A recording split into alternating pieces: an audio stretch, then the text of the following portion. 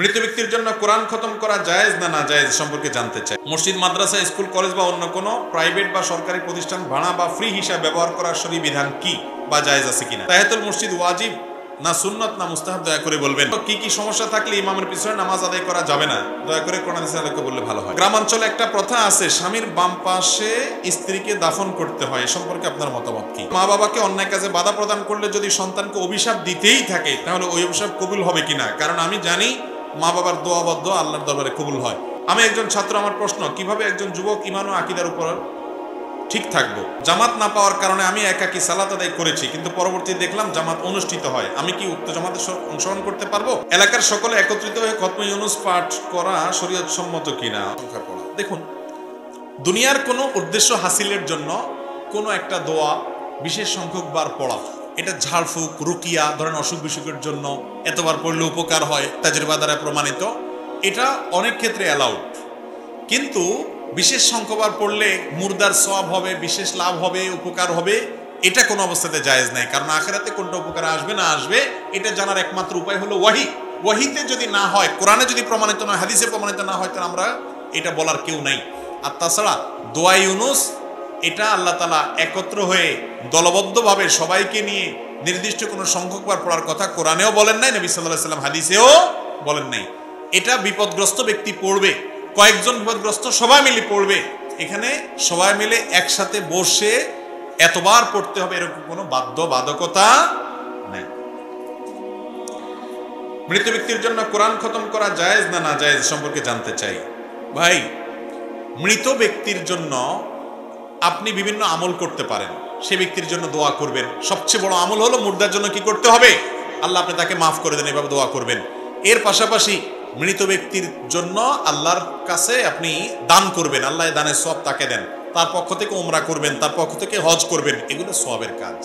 কিন্তু মৃত ব্যক্তির জন্য আপনি লোক ভাড়া করে কোরআন পড়াতে পারেন না। কোরআন আপনি নিজে তেলাওয়াত করে এর সওয়াবটা তার উদ্দেশ্যে যদি দিতে চান হাদিয়া, সেটাও অনেক উলামা ইকরামের ফতোয়া আছে, জায়েজ আছে। অনেক উলামা ইকরাম নিষেধ করেন, মুখতালাফি। কিন্তু আপনি নিজে করেন, লোক ভাড়া করে যদি আপনি কোরআন শরীফ পড়ান, কোরআন মাজিদ পড়ান মুর্দার জন্য, এবং সেই লোকের আপনি টাকা দেন, 10 জন মিলে পড়ে কোরআন খতম করে, এইটার ব্যাপারে এই কয়দিন আগে দারুল উলুম দেওবন্দ থেকে ফতোয়া প্রকাশিত হয়েছে যে এটা হারাম, এটা জায়েজ হওয়ার কোনো কারণ না, এটা না জায়েজ, এটা না জায়েজ। কারণ হলো ভাই, আখিরাতের কোনো কাজ করে তার বিনিময়ে নেওয়া জায়েজ, মুর্দার জন্য দোয়া করাটা আখিরাতের দোয়া। আমি প্রায় সময় বলি, আপনার মরা বা মৃত মা বাবার জন্য কোনো হুজুর বানা করে যদি দোয়া আপনার কোরআন শরীফ পড়ান, তাহলে সেক্ষেত্রে আমসালা দুইটাই যাবে আপনার। আমসালা বুঝেন? আমসালা মানে সওয়াবটা তো যে পড়ে সে পায় সব সময়, যদিও টাকার জন্য পড়লে ওই লোকও সওয়াব পাবে না, আপনিও পাবেন না। কারণ আল্লাহ বলেছেন লাইসা লিল ইনসানি ইল্লা মা সাআ, মানুষ যা নিজের জন্য করে সেটা সে বিনিময় পাবে, আরেকজনেরটা পাবে না। তাহলে সওয়াব পাইলে যে পড়ে সে পাবে, আপনি পয়সাও দিলেন, তাহলে আপনার পয়সাও গেল, সওয়াবও পেলেন, নামও গেল, সালাও গেল। কিন্তু এটা আমাদের দেশে এমন প্রতিষ্ঠিত, বলার মতো না। আমরা এগুলা থেকে বের হয়ে আসতে হবে। মুর্দার জন্য দোয়া করতে হবে কোরআন হাদিসের পদ্ধতি অনুযায়ী। আল্লাহ তাআলা আমাদেরকে বোঝার তৌফিক দান করুন। ফজরের নামাজের সালামের পর ব্যক্তিগত আমল যেমন তাসবিহ, দোয়া, দরুদ, এগুলোর গুরুত্ব বেশি নাকি জামাতবদ্ধভাবে তালিম করার গুরুত্ব বেশি? একটু আগে আমরা এটার উত্তর দিয়ে ফেলেছি। মসজিদ, মাদ্রাসা, স্কুল, কলেজ বা অন্য কোনো প্রাইভেট বা সরকারি প্রতিষ্ঠান ভাড়া বা ফ্রি হিসাবে ব্যবহার করার শরঈ বিধান কি বা জায়েজ আছে কিনা? সবগুলা গোলায় ফেলছেন প্রশ্নকারী ভাই। মসজিদ এক জিনিস আর স্কুল, কলেজ বা সরকারি প্রতিষ্ঠান আরেক জিনিস। মসজিদে যদি কোনো দিনই কাজ করা হয়, সওয়াবের কাজ করা হয়, ঠিক আছে, আপনারা 10 জন মানুষ একটা ভালো কাজ করলেন, কোনো এখানে দুনিয়াবি কোনো ধান্দা নাই, ব্যবসা বাণিজ্যের কোনো লাভ মানে পয়সা করে ব্যাপার নাই, এটা জায়েজ আছে। আর যদি সেখানে বসে দুনিয়াবি কোনো কাজ করেন, ব্যবসায়িক মিটিং করেন, তাহলে সেটা জায়েজ নেই, গুনাহ। আর মাদ্রাসা একই কথা প্রযোজ্য, সেখানে যিনি ওয়াকফ করছেন মাদ্রাসা, সেখানে দ্বীনি শিক্ষা দেওয়ার জন্য দেওয়া হয়েছে, সেখানে বসে কোনো ভালো কাজের পরামর্শ হতে পারে, ভালো কাজের শিক্ষা দীক্ষা হতে পারে। দুনিয়াবি কোনো ধান্দা সেখানে বসে করলে যিনি ওয়াকফ করেছেন তার উদ্দেশ্যের বিপরীত, সেটা জায়েজ হবে না। স্কুল, কলেজ বা সরকারি বা বেসরকারি প্রতিষ্ঠান যদি হয়, সেই প্রতিষ্ঠানের মালিক পক্ষের অনুমতি নিয়ে আপনি কিছু করতে পারেন, কোনো অসুবিধা নেই। কিন্তু মালিক পক্ষের অনুমতি নেওয়া ছাড়া আপনি যদি 2 নম্বর পথে কোনো কিছু করেন, যে তত্ত্বাবধায়ক আছে ওকে ম্যানেজ করে করলেন, ওকে কিছু পয়সা দিয়ে করলেন, তাহলে সেটা করে কোনো কাজ করা সেখানে জায়েজ হবে না।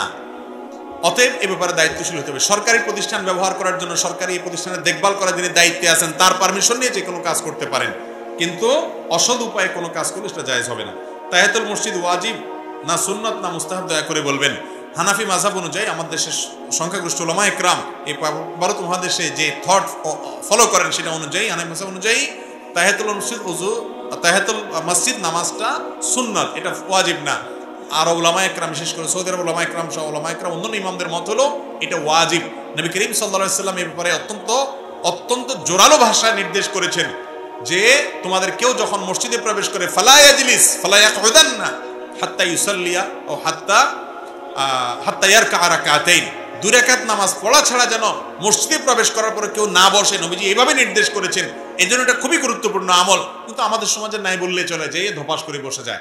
আপনি মসজিদে ঢুকছেন, তাহলে ওযু তো আছে, এখন আপনার কাজ হলো দুই রাকাত, কমপক্ষে দুই রাকাত নামাজ পড়বেন, তারপরে বসবেন। নামাজ পড়া ছাড়া বসা এটা মসজিদের শানের খেলাফ।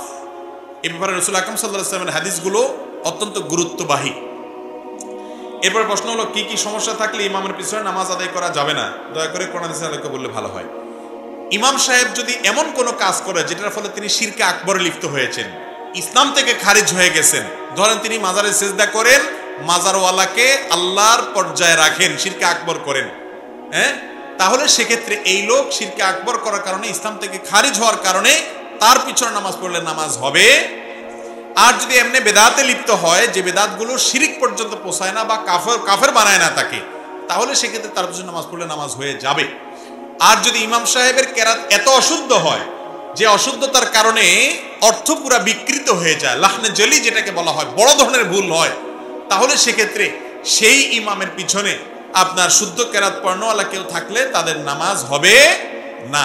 বরং কর্তৃপক্ষের দায়িত্ব এখানে একজন শুদ্ধ উচ্চারণকারী ইমামকে নিয়োগ দেওয়া। ইমাম সাহেব যদি কোনো ভুলভাল কাজ করেন, উল্টাপাল্টা করেন, গুনাহ করেন বা অন্য কোনো কিছু করেন, তাহলে সেই ইমামের পিছনে নামাজ পড়লে নামাজ হয়ে যাবে। কিন্তু কর্তৃপক্ষ এরকম মানুষকে ইমাম হিসেবে নিযুক্ত করা তাদের জন্য জায়েজ নাই, তারা ভুল কাজ করে। মুসল্লিরা মুক্তাহিদা তাদের পিছনে নামাজ পড়লে নামাজ হয়ে যাবে।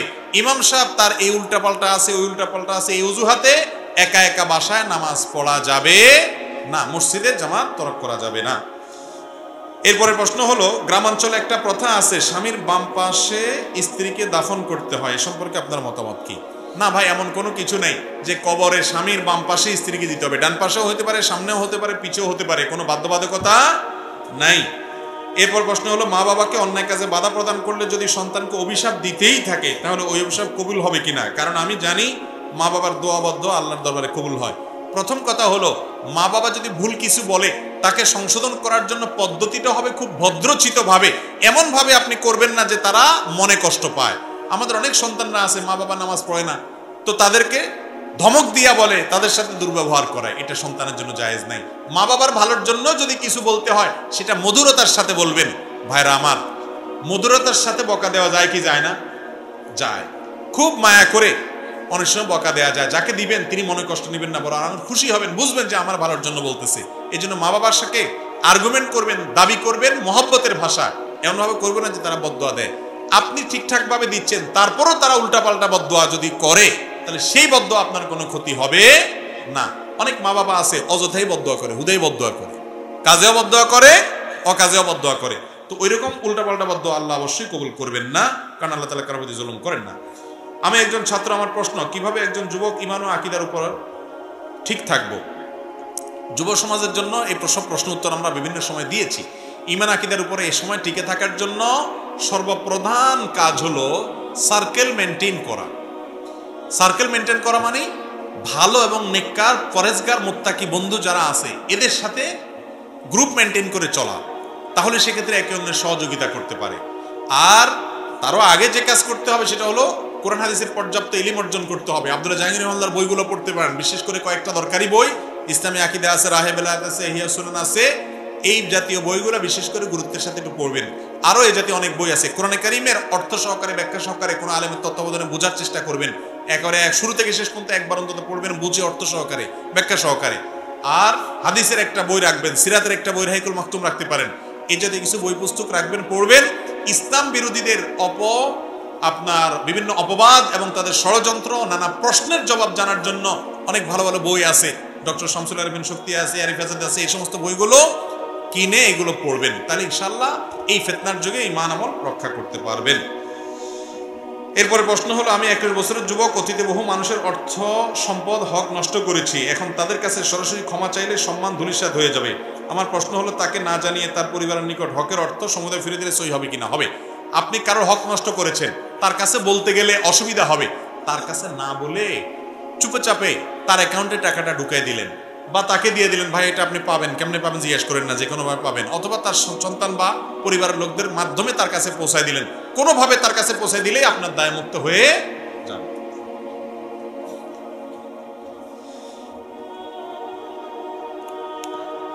এরপরে প্রশ্ন হলো, জামাত না পাওয়ার কারণে আমি একাকী সালাত আদায় করেছি, কিন্তু পরবর্তী দেখলাম জামাত অনুষ্ঠিত হয়, আমি কি উক্ত জামাতে অংশগ্রহণ করতে পারবো?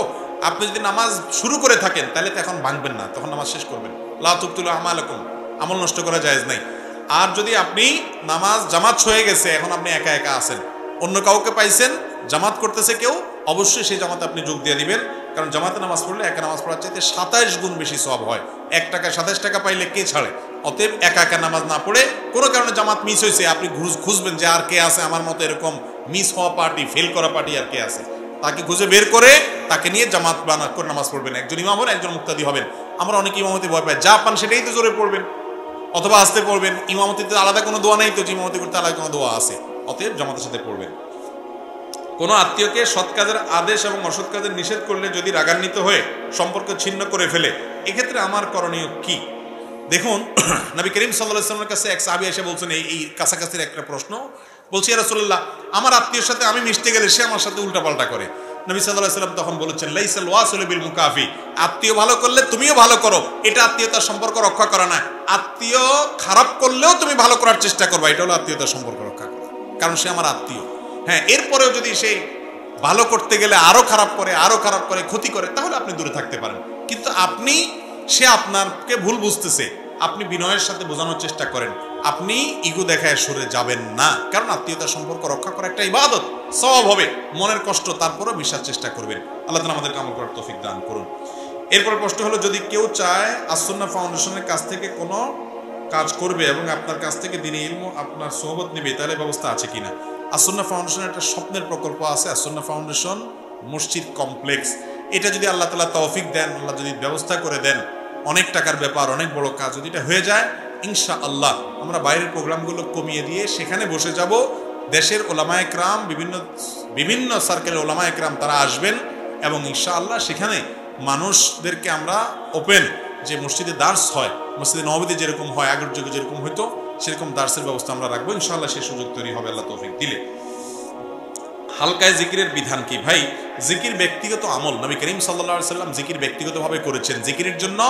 জিকির করার জন্য মজলিস কায়েম করার কোনো নির্দেশ দিয়েছেন বলে আমার জানা না। তবে হ্যাঁ, একত্রে কিছু মানুষ বসে তারা আল্লাহর আলোচনা করবে, আল্লাহর জিকির করবে, এই আলোচনাটা, এই জিকিরটা, এটার জন্য শুধুমাত্র গতানুগতিক জিকিরের জন্য, জিকিরের বাক্য উচ্চারণের জন্য একত্র করার কোনো নজির সাহাবীদের মধ্যে ছিল বলে আমার জানা নেই। তবে হ্যাঁ, আল্লাহর আলোচনা এবং এটা এক প্রকারের জিকির, এটার জন্য কোরআন শেখার জন্য, বোঝার জন্য একত্র হয়ে গেলে এক প্রকারের জিকির। এরকম জিকিরের জন্য তো একত্র হওয়াটা বিধিবদ্ধ। আল্লাহ বিশ্বর। বিয়ের সময় যে সকল মেয়েরা বলে যে সে কোরআন পড়তে পারে, কিন্তু পরবর্তীতে দেখা গেল সে কোরআন পড়তে পারে না, আর আমি যদি তাকে পড়ানোর চেষ্টা করি তারপরে সে না পড়ে এবং বলে সে পড়বে না, সেক্ষেত্রে যদি তাকে আমি ছেড়ে দেই তাহলে কি আমার গুনাহ হবে? প্রথম কথা হলো যে বিয়ের সময় যদি মিথ্যা তথ্য দেয় তাহলে তাটা প্রতারণা। যে ব্যক্তি প্রতারণা করে সে আমার উম্মত না। তারপরেও এখন আপনি তাকে পড়ানোর চেষ্টা করবেন, সে কোরআন পড়তে চায় না, ইসলাম শিখতে চায় না, সে নাফরমানি করতে চায়, আল্লাহর হুকুম মানতে চায় না, এরকম হলে অন্যদেরকে দিয়ে তাকে বুঝাবেন। প্রথম কাজ নসিহত করবেন, উপদেশ দিবেন, না হলে অভিমান করবেন, রাগ করবেন, শাসন করবেন। এরপরে পদক্ষেপ হলো মুরব্বিদেরকে ডাকায় দুই পক্ষের বসবেন। এরপরে না হলে যে না কোনোভাবে সংশোধনের উপায় নাই, তাহলে আলেমদের সাথে পরামর্শ করে কিভাবে তালাক দেয়া যায়, তালাকের সিদ্ধান্ত নিলে তারপরে শেষ অস্ত্র হিসেবে তালাকের চিন্তা করতে পারেন। কিন্তু তার আগে সব ব্যবস্থাগুলা গ্রহণ করতে হবে, মাধ্যমগুলো গ্রহণ করতে হবে।